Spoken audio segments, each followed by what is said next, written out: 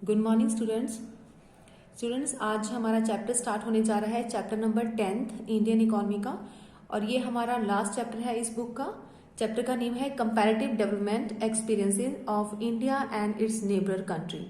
तो हमने यहाँ पे इंडिया के डेवलपमेंट एक्सपीरियंस को चेक करना है और साथ में इट्स नेबर कंट्री को भी हमने देखना है, उसको भी थोड़ा सा गो थ्रू करेंगे कि जो इसके आसपास के जो कंट्रीज हैं वहाँ का एक्सपीरियंस कैसा है डेवलपमेंट का। ठीक है, तो उसको कंपेयर करेंगे इंडिया के डेवलपमेंट एक्सपीरियंस के साथ। सो टॉपिक स्टार्ट होता है हमारा इंट्रोडक्शन से। तो पिछले यूनिट्स के अंदर हमने ये रीड किया बेटे कि हमारा जो डेवलपमेंटल एक्सपीरियंस है इंडिया का, उसको डिटेल के अंदर स्टडी किया है। और now we are studied the kind of policies India adopted which had varying impact in different sector. और साथ में अब हमने ये भी स्टडी कर चुके हैं इस चीज़ के बारे में कि किस तरह की पॉलिसी जो थी अडॉप्ट की गई है और उसका क्या क्या इम्पैक्ट पड़ा है अलग अलग सेक्टर के अंदर, चाहे वो एग्रीकल्चर सेक्टर है, इंडस्ट्रियल सेक्टर है, तो डिफरेंट सेक्टर में क्या क्या इम्पैक्ट पड़ा है वो भी हमने अच्छे से देख लिया है।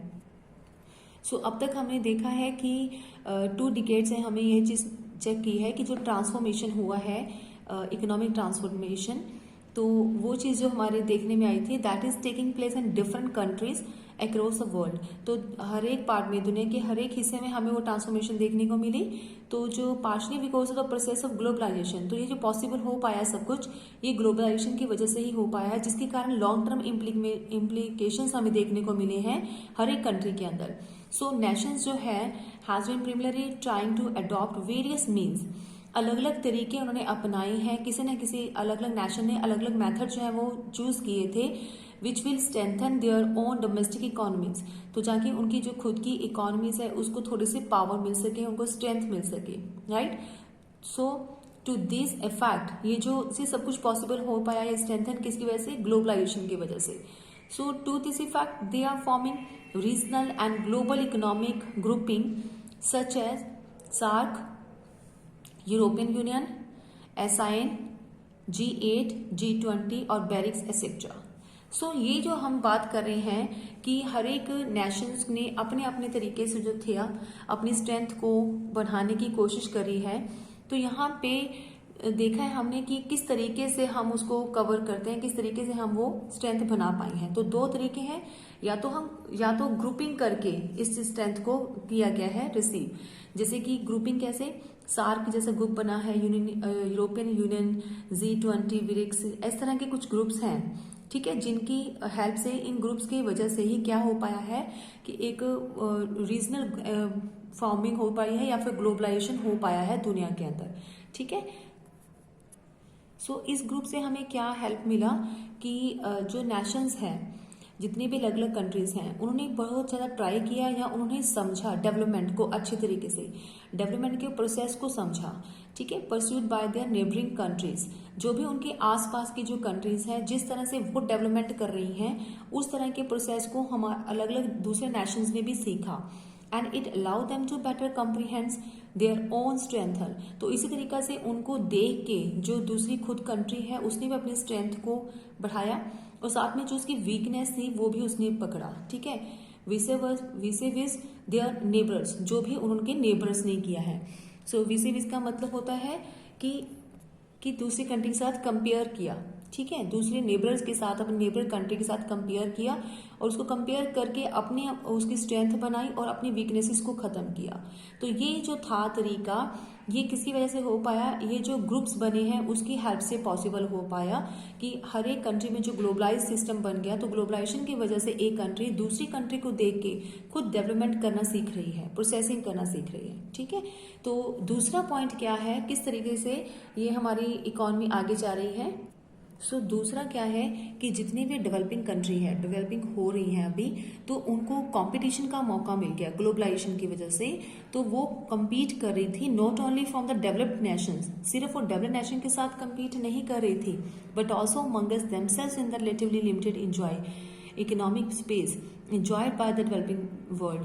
तो जो डेवलपिंग वर्ल्ड में अदर कंट्रीज जो आ रही हैं, जो डेवलप होना चाहती हैं, हो रही हैं, उनके साथ ही वेरी इंजॉय, मतलब पूरे इंजॉय के साथ क्या कर रही थी वो, रिलेटिवली यानी कि उनके साथ भी वो compete कर रही थी। ना कि सिर्फ डेवलप्ड कंट्री के साथ कंपटीशन था उनका, डेवलपिंग कंट्री का, बल्कि सारी की सारी जो अदर वर्ल्ड, पूरे वर्ल्ड में से जो डेवलपिंग कंट्री है उनके साथ भी उनका रिलेशन था, उनके साथ भी वो कॉम्पिटिशन में कर रही थी, राइट। सो बेटे इस तरह की जो मेजर कॉमन इकोनॉमिक एक्टिविटीज थी इन द रीजन मतलब अलग अलग कंट्रीज के अंदर, impinge on the overall human development. Impinge मतलब होता है बेटे कि इफेक्ट ऑन लाइफ, यानी कि इस तरह की जो एक्टिविटीज हमें देखने को मिली, कॉमन एक्टिविटीज जिसको बोला जाता है, उसने ओवरऑल ह्यूमन डेवलपमेंट किया, यानी कि ह्यूमन लाइफ को क्या किया, इफेक्ट डाला इन द शेयर्ड एनवायरमेंट। ठीक है, तो इस तरह से क्या हुआ, शेयर्ड एनवायरमेंट, कॉमन एनवायरमेंट के अंदर वो जो था इफेक्ट देखने को मिला। सो ये था इसका सिर्फ इंट्रोडक्शन कि हम एक कंट्री जो है वो दूसरी कंट्री यानी कि नेबर्स को हम क्यों चेकआउट करते हैं, क्योंकि अगर हम नेबर्स को चेकआउट करेंगे तो अपने डेवलपमेंट खुद कर पाएंगे, किसकी वजह से, दूसरों को देख के, उसको देख के हम खुद अपना प्रोसेस अच्छा करेंगे। ठीक है, तो ये सारा था हमारा वो पार्ट जिससे हमें इंट्रोडक्शन मिलती है। उसके बाद कि हम कंपैरिजन क्यों करते हैं, ये इसका पार्ट था। उसके बाद आता है कि इस चैप्टर के अंदर हम क्या देखने वाले हैं, पूरी कंपेयर स्टडी करेंगे, डेवलपमेंट स्ट्रैटेजीज क्या रही हैं परस्यूड बाय इंडिया, जो इंडिया में तैयार की गई हैं strategies, and the largest two of its neighbouring country, और जो इसकी नेबरिंग इकोनॉमीज हैं, कौन कौन के साथ हमारी लगती है जो कंट्रीज है, पाकिस्तान एंड चाइना। तो इन दोनों के अंदर भी जो डेवलपिंग की जो स्ट्रैटेजीज है उसको हम अच्छे से पढ़ेंगे इस चैप्टर के अंदर। तो वेरी फर्स्ट हम स्टार्ट करते हैं। सो ये पॉइंट है बहुत ही इंपॉर्टेंट कि डेवलपमेंटल पाथ बताना है हमें, एक स्नैपशॉट व्यू, ठीक है, देना है हमें साथ में। इसको हम ये भी कह सकते हैं कि developmental path of India, Pakistan and China. तो हम यहाँ पे क्या पढ़ने वाले हैं कि इंडिया, पाकिस्तान और चाइना में जो है कुछ सिमिलरिटीज हमें देखने को मिलती हैं तीनों कंट्रीज में, यानी कि इंडिया के जो नेबर्स हैं वो क्या है, पाकिस्तान एंड चाइना, तो उनके साथ हम कंपैरिजन्स कर रहे हैं। तो सबसे पहले हम सिमिलरिटीज को उठा रहे हैं कि क्या क्या सिमिलरिटीज हमें देखने को मिलती है उनके डेवलपमेंट स्ट्रैटेजीज के अंदर। पहली क्या है कि तीनों की तीनों नेशन जो हैं उन्होंने स्टार्ट किया है, they have started towards their development path at the same time, almost एक ही टाइम के ऊपर जो था इन्होंने अपने डेवलपमेंट का रास्ता जो है चूज किया था करने का, तो वो उनका टाइमिंग सेम था। दूसरी क्या सिमिलरिटी है कि इंडिया और पाकिस्तान जो था वो इंडिपेंडेंट हुआ था 1947 में, और पीपल रिपब्लिक ऑफ चाइना, और जो लोग चाइना के अंदर जो लोगों का रिपब्लिक हुआ था वाज एस्टेब्लिश इन 1949, यानी कि उनका जो है छूट मिली थी, उनको इंडिपेंडेंट हुआ था चाइना 1949 में, इंडिया हुआ और पाकिस्तान जो था वो सेम टाइम में हुआ था क्योंकि उनका डिवाइडिंग हुआ था तो 1947 में। तो ये एक सिमिलरिटी देखने को मिलती है। थर्ड है, all the three countries had started planning their development strategies in similar ways, और तीनों की तीनों कंट्रीज जो है डेवलपमेंट स्ट्रैटेजी भी उनकी एक जैसी है। While India announce it's first 5-year plan, तो इंडिया ने जो डेवलपमेंट के लिए जो उन्होंने प्लानिंग की थी वो 51 to 56 के बीच में पहला था फर्स्ट ईयर जिसको हम काउंट करते हैं, तो 1951 में की थी उन्होंने अपनी फर्स्ट ईयर प्लान। और जो पाकिस्तान था उन्होंने अनाउंस किया था अपना फर्स्ट 5-year प्लान, कौन सी डेट को, उसको हम मीडियम टर्म डेवलपमेंट भी बोलते हैं। अगर आपको आ जाए कि मीडियम टर्म डेवलपमेंट प्लान क्या होता है, तो जो पाकिस्तान ने अपना फर्स्ट 5-year प्लान है उसी को हम मीडियम टर्म डेवलपमेंट प्लान भी कहते हैं। इन्होंने 1956 में जो था वो अनाउंस किया था। और इस तरह से चाइना का जो अनाउंसमेंट थी फर्स्ट 5-year प्लान की वो 1953 में थी। तो एक तो ये सिमिलरिटी है कि ऑलमोस्ट एक जैसे ईयर्स के अंदर उन्होंने स्टार्टअप किया था अपनी फर्स्ट 5-year प्लान का, राइट। तो फोर्थ पॉइंट है हमारी सिमिलरिटीज का, India and Pakistan adopted similar strategies such as the creating a large public sector and raising public sector expenditure on the social development। तो India और पाकिस्तान की एक similarity ये भी आती है कि इन दोनों की जो स्ट्रैटेजी है वो किस चीज को क्रिएटिंग करती है कि ज्यादा फोकस किसको देना है, पब्लिक सेक्टर को ही फोकस करना है। हर काम जो है वो पब्लिक सेक्टर के अंडर ही ज्यादा आता है, और इसीलिए पब्लिक सेक्टर के लिए जो एक्सपेंडिचर है, पब्लिक एक्सपेंडिचर जो है वो किए जाते थे वो सोशल डेवलपमेंट करने के लिए किए गए थे। ठीक है, तो ये एक सिमिलैरिटी है, इसमें चाइना का रोल नहीं है, लेकिन पाकिस्तान और इंडिया के दोनों के बीच की सिमिलैरिटी है जो हम यहाँ पे मेंशन करनी है। Till the 1980, all the three countries had similar growth rate and per capita incomes. So यहाँ पे नेक्स्ट पॉइंट ये भी है कि इनकी एक सिमिलरिटी ये है कि 90 से 80 तक जो भी हमने एस्टिमेट लगाया है, तो तीनों कंट्री का अगर हम ग्रोथ रेट चेक कर लें, तीनों कंट्रीज का अगर हम पर कैपिटा इनकम चेक कर लें, तो वो ऑलमोस्ट सेम नजर आता है। ठीक है, सो ये कुछ सिमिलैरिटीज हैं जो कि हमें तीनों कंट्रीज को देखने को मिलती है। इसको हम क्वेश्चन आपको आ सकता है कि what are the similarities, what are the common similarities और the growth of India, Pakistan and China, या तो इस तरीके से आपको क्वेश्चन आ जाएगा, या फिर आपको ये आ जाएगा कि development path of India, Pakistan and China, वो आपको एक्सप्लेन करना है। नेक्स्ट कंसेप्ट है बेटे हमारा, सो बेटे इस टॉपिक के अंदर हम क्या देखने वाले हैं कि अगर हमें इनके कंपैरिजन करना है तो हम यहाँ पे स्टडी करते हैं। अगर आज के डेट में हम इनका कंपैरिजन करना हो तो ये क्वेश्चन तभी अराइज होगा, हमें यहाँ पे फुलफिल तभी होगा ये क्वेश्चन जब हम इनकी हिस्ट्री चेक कर लेंगे। तो इंडिया की हिस्ट्री को तो हमने पढ़ लिया है कि इंडिया का डेवलपमेंट कैसे कैसे हुआ है, बस हम उसको थोड़ा सा और भी करेंगे। बट आज हम कर रहे हैं कि चाइना का जो डेवलपमेंट पॉलिसीज है वो कैसी रही, पाकिस्तान की डेवलपिंग पॉलिसी कैसी रही। तो इन दो नेबर्स कंट्रीज को हम अच्छे से डिटेल में हम पहले हम चेकआउट करेंगे, इनकी हिस्ट्री चेक करेंगे, हिस्ट्री जो है हिस्टोरिकल पाथ हम देखेंगे डेवलपमेंट का, तो तभी हमें समझ में आएगा कि हम तीनों का कंपेयर करके क्या रिजल्ट निकाल सकते हैं। ठीक है, तो इनकी मेन स्टोरी क्या है पहले हम चाइना के देखेंगे। सो बेटे क्वेश्चन आपको इस तरह से आ सकता है, what is the growth story of China. तो खाली अगर चाइना का आ जाए तो आप इस तरीके से टॉपिक को एक्सप्लेन करोगे जैसे अभी हम करने वाले हैं। तो क्या है इसके डेवलपमेंट की story. After the establishment of people Republic China, हमें पता था कि पब्लिक जो चाइना का जो हुआ है रिपब्लिक टाइम किस टाइम था, 1949 में था, यानी कि जो उनको फ्रीडम हुआ मिला था वो 1949 में मिला था अंडर वन पार्टी रूलर।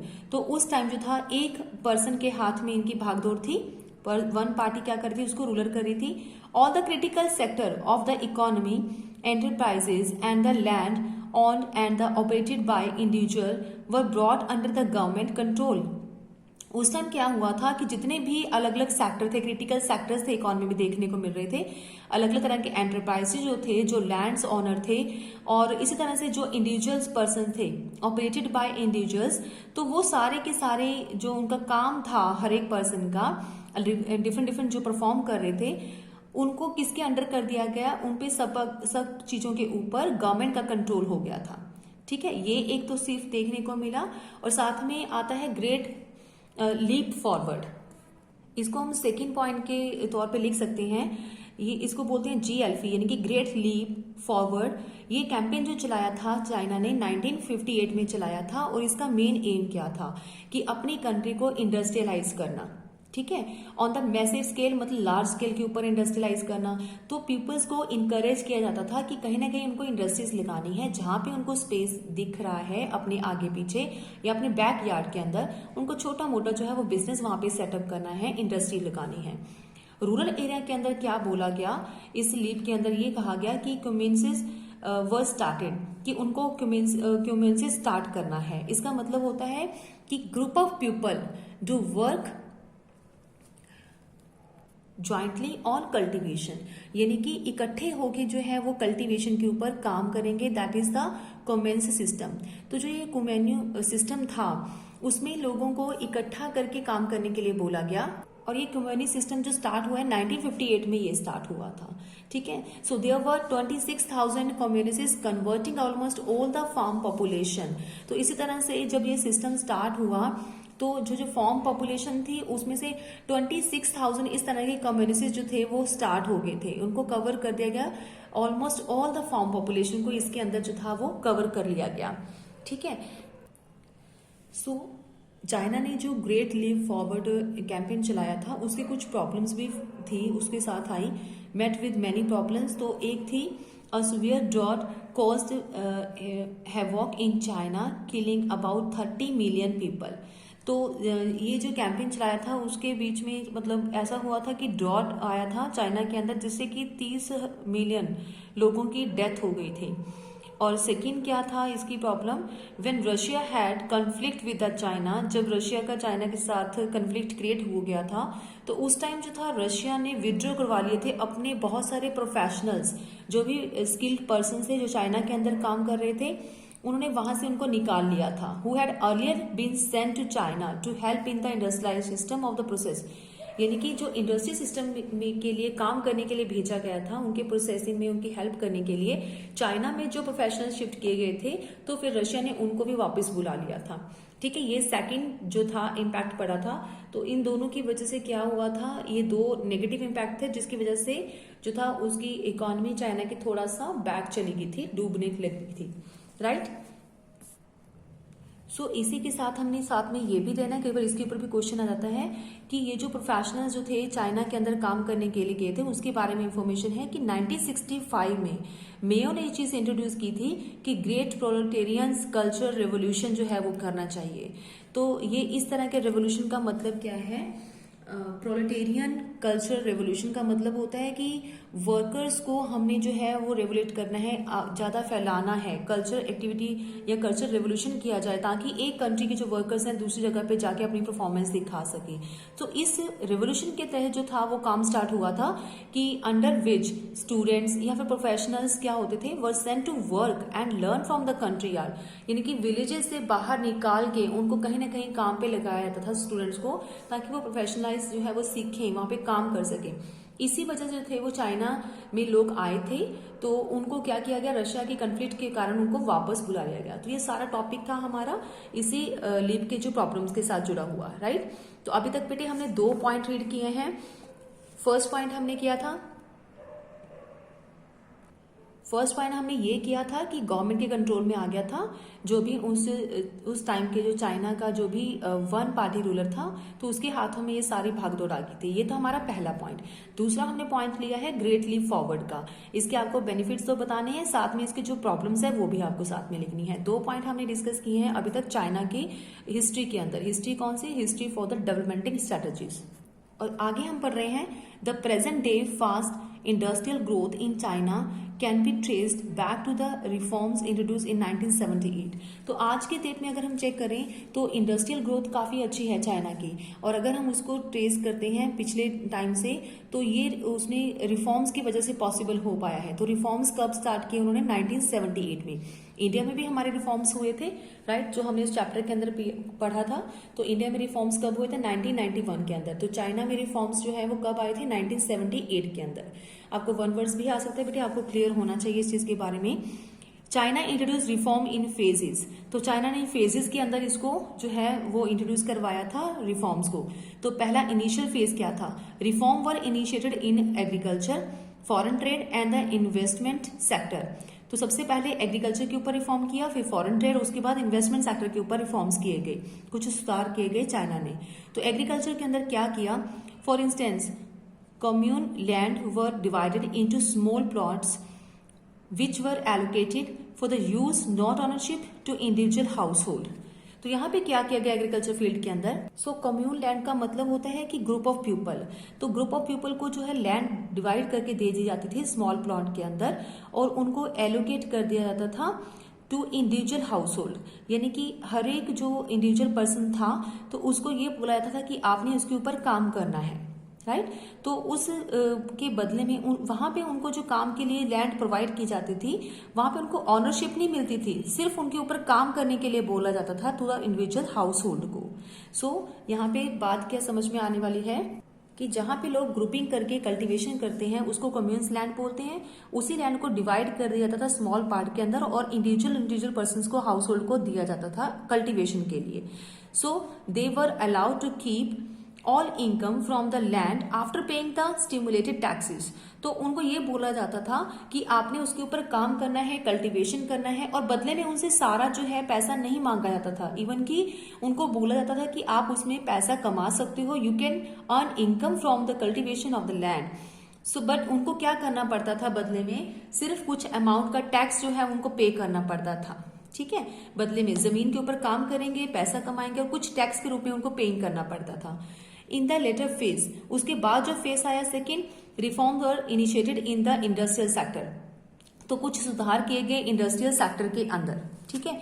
उसके बाद प्राइवेट सेक्टर जो था, private sector firm in general and the township and the village enterprises, those enterprises which were owned and the operated by the local collectives.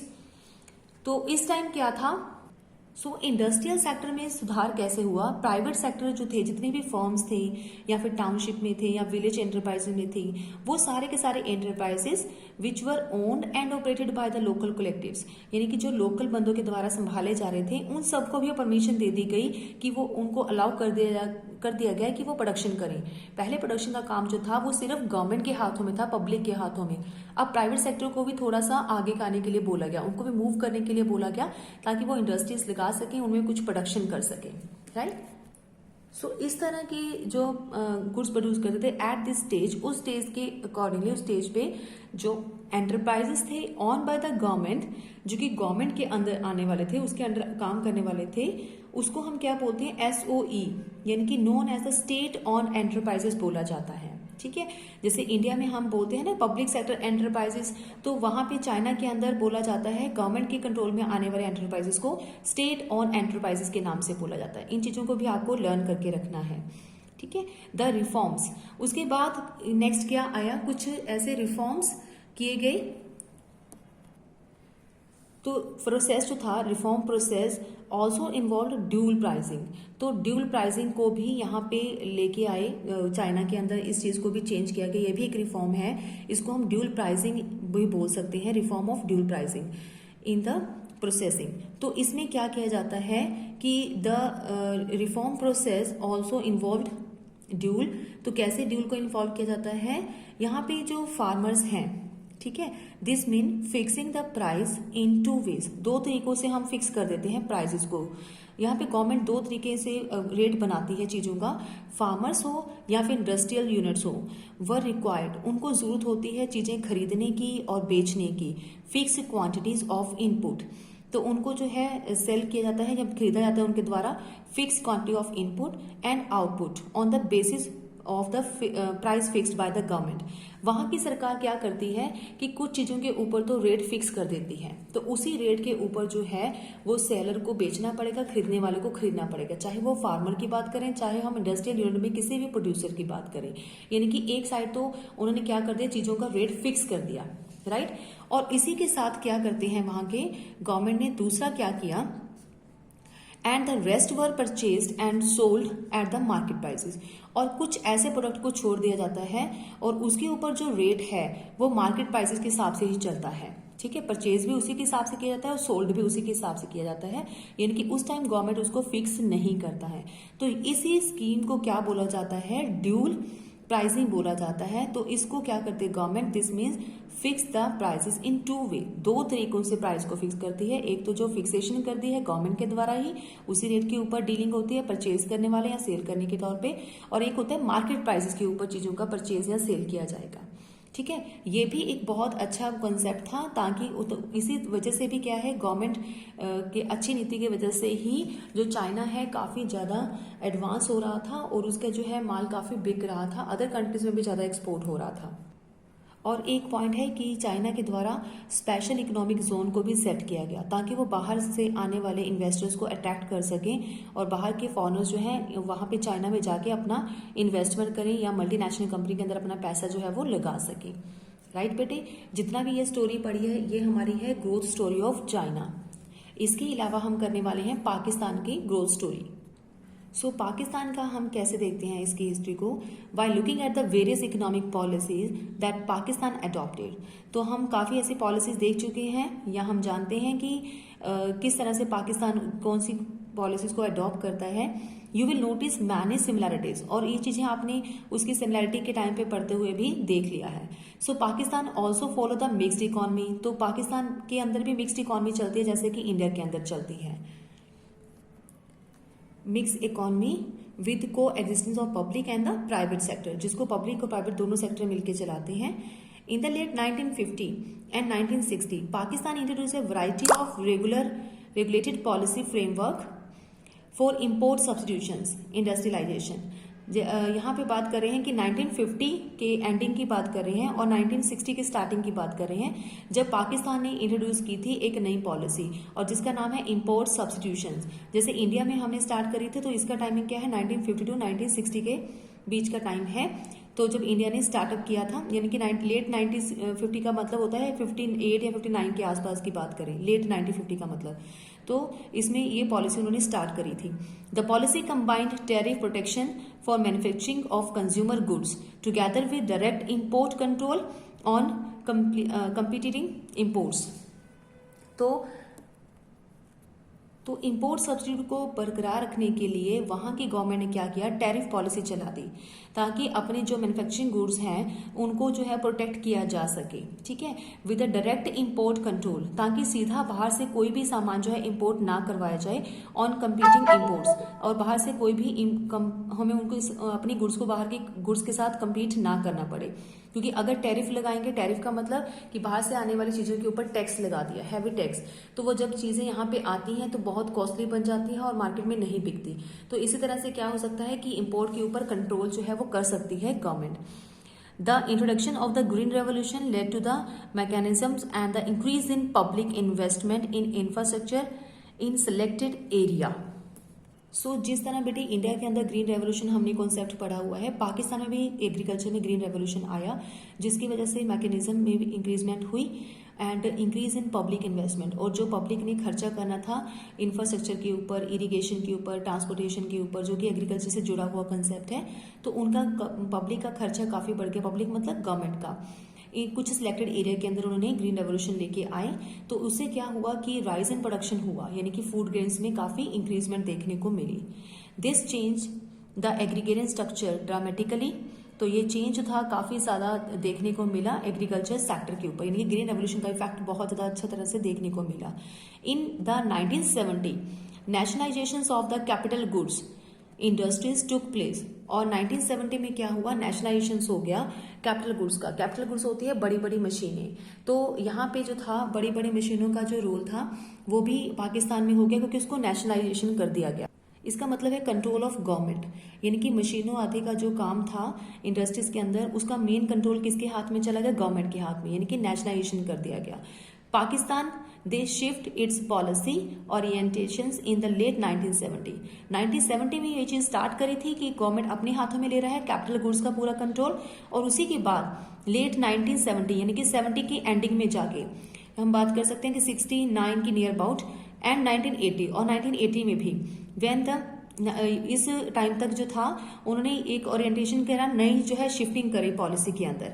ठीक है, और वो क्या था कि when the major thrust area were the nationalisations, उन्होंने क्या किया कि कुछ ऐसा एरिया जो है वो चूज कर लिया जिसको कि क्या कर दिया गया, डी नेशनलाइजेशन कर दिया, यानी कि जो कंट्रोल था गवर्नमेंट के हाथों में कैपिटल गुड्स का, मशीनों का जो काम था उसने कंट्रोल ले लिया था। अब उसने क्या कर दिया, बहुत सारी जगह के ऊपर उस कंट्रोल को छोड़ दिया। ठीक है, और इनकरेजमेंट दी प्राइवेट सेक्टर को, यानी कि उनको आगे आने का मौका दिया कि वही उन चीजों को काम करेंगे, उन्हीं के ऊपर जो है कैपिटल गुड्स को प्रोड्यूस करेंगे या इंडस्ट्रीज बनाएंगे बड़ी बड़ी। इसके अलावा during this period Pakistan also receive financial support from the western Nations, तो अलग अलग जगहों के ऊपर से जो है वो फाइनेंशियल हेल्प जो है वो भी पाकिस्तान को मिलती रही। All this created a conducive climate for new investment, तो यही सारी चीजें जो थी एक क्रिएट करती रही एक नया क्लाइमेट, किसके लिए, इन्वेस्टमेंट के लिए। और इसके अलावा इन 1988 रिफॉर्म्स भी जो था उनकी शुरुआत हो गई, यानी कि रिफॉर्म्स को इनिशिएट किया गया पाकिस्तान के अंदर, यानी कि उस कंट्री के अंदर। तो ये था बेटे उनकी ग्रोथ स्टोरी क्या रही है, तो ब्रीफली हमने इसको किया है डिस्कस। इसके ऊपर भी आपको टॉपिक आ सकता है 3 मार्क्स का या 4 मार्क्स का, तो इस तरह से बातें आपको लिखनी है स्टेप वाइज, जिस तरह से हमने इसके अंदर डिस्कस किया है। तो बेटे आज का टॉपिक हम यहीं पे खत्म करते हैं, नेक्स्ट वीडियो में हम करेंगे नेक्स्ट वाला पार्ट।